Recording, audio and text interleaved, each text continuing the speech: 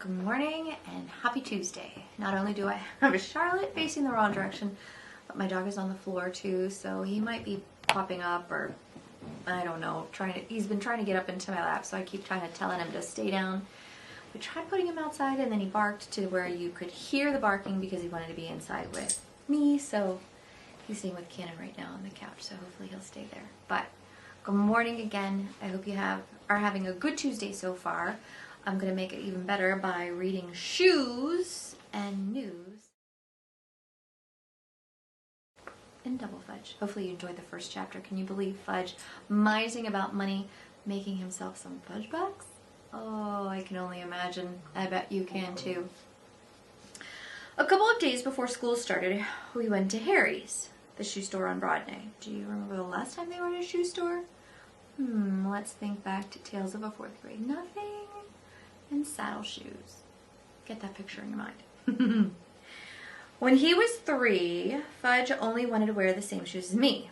Now he has his own ideas, but this time he couldn't decide between black with silver trim or white with blue, between lace-ups, Velcro crossings, or pull-ons, between high tops or low. I'll just get 2 pairs, he told my mom. Maybe 3. He licked his yellow lollipop, which he'd begged for before the salesman had even measured his feet. You need 1 pair of shoes and 1 pair of winter boots, Mom said, checking her list. And unless you get going, we won't have time to get your winter boots today. There were at least a dozen open shoe boxes in front of Fudge, and the salesman, his name badge said Mitch McCall, kept checking his watch like he was already late for some important appointment. Tootsie sat in her stroller kicking her feet, or maybe she was admiring her new shoes. Finally, I said to Fudge, why don't you just get the same shoes as me? No thanks, Pete, Fudge said. Your new shoes aren't that cool. What do you mean? I asked, looking down at my feet. I mean, cool, Pete. What's not cool about them? Nothing's cool about them. Could he be right, I wondered? Did I choose too fast, just to be done with it? I do that sometimes. I can't help myself. I hate to shop.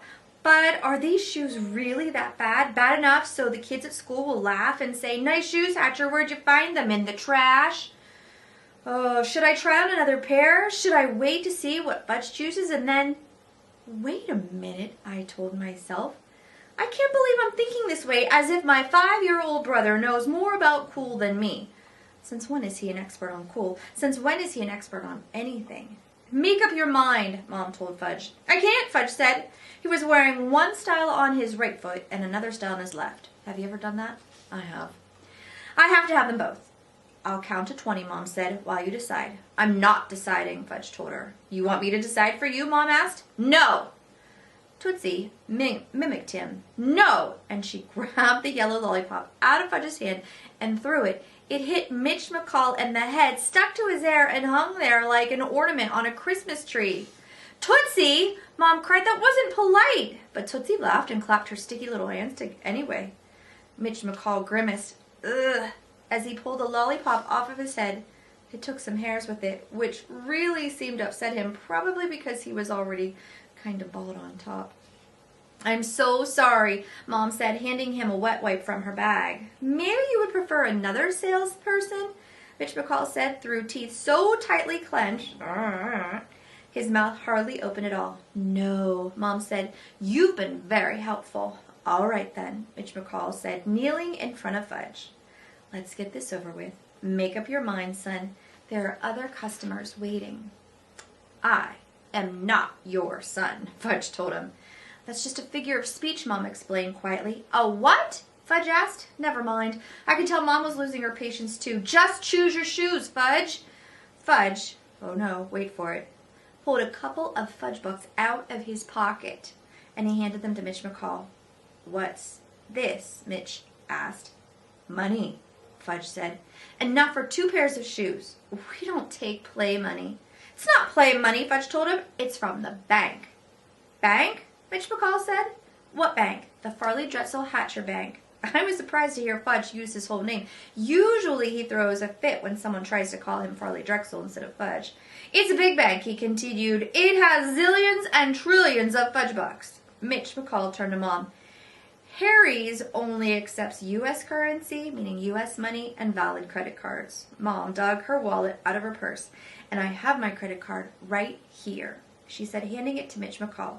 We'll take the black lace-ups with silver trim for Fudge and come back for his winter boots when you're less crowded. Make it on a Wednesday, Mitch McCall said. Then he muttered under his breath, that's my day off. But Mom, Fudge started. That's it, Fudge, she said. We're done shoe shopping. No fair, Fudge cried. No fee, Tootsie cried, as if she were Uncle Feather repeating every word that Fudge says. Let's go, Mom said. I'm not going without all of my shoes, Fudge said. He folded his arms across his chest and burrowed deeper into the chair. Uh-oh, I thought, slowly backing away and out of the store. This isn't looking good. Outside, I pretended to check out the window displays, but I could see Mom trying to pull Fudge off the chair. When that didn't work, she tried to drag him by his feet. And when that didn't work, she gave up, went to the register, picked up her bags, and pushed Tootsie's stroller toward the door. She was probably thinking Fudge would follow, but she was wrong. Suddenly, there was a whirling through the store like a tornado, destroying everything in its path. High heels flew off the table. Baby shoes toppled from the top of the shelves. Men's boots thumped through the floor. Mom chased Fudge, and Mitch McCall chased Mom. As the rotating sock display crashed, Tootsie jumped up and down in her stroller, shrieking as if her nutcase of a brother was putting on the best show to hit Broadway in years. I pray that no one from my class was at that store. No one who knows me, who has ever known me, or no one I might meet someday who would say, oh yeah, you're that kid with that weird brother who threw a fit at Harry's.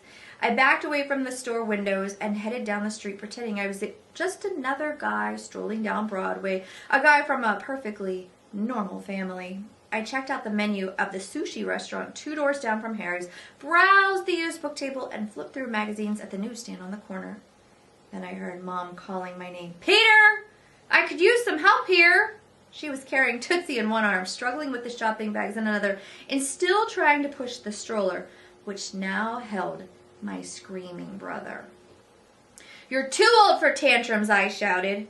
If Mom didn't love you, you'd have a tantrum, he cried. This has nothing to do with love, Mom said, passing Tootsie to me, then trying to get Fudge out of the stroller. Yes, it does, Fudge cried. If you really loved me, you would have bought me both pairs of shoes.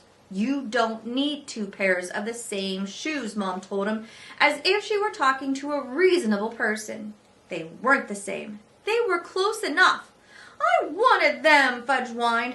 I know you did, but we can't buy everything you want. Why? We don't have the money to buy. Oh, I could tell Mom was having a hard time explaining this. She thought for a minute before she finished. Just for the sake of buying. Money doesn't grow on trees.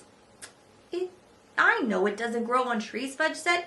You get it at the ATM. You can't just go to an ATM whenever you want money, Mom told him. Yes, you can, Fudge said. You put in your card and money comes out. It works every time. No. You have to deposit money into your account first, Mom said. You work hard and you try to save part of your salary every week. The cash machine is just a way to get some of your money out of your account. It doesn't spit out money because you want it. It's not that easy. I know, Mom, Fudge said. Sometimes you have to even stand in line. Mom sighed and looked at me. Got any ideas, Peter? Just tell him no. Stop trying to explain everything. Mom looked surprised. I never thought of that, she said. I've always tried to explain things to my children. Maybe that worked for me, I said, but Fudge is another story. Story? Tootsie said. Not now, Mom told her. Tootsie started to cry. Story now. When we got back to our building, my best friend, you know it is, Jimmy Fargo, was coming in with his father. They were loaded down with empty boxes. Have you told Peter the good news yet, Jimmy? Mr. Fargo asked. What good news? I said. Oops, Mr. Fargo said. Guess I let the cat out of the bag. You got a cat? Fudge asked. Meow, Tootsie said.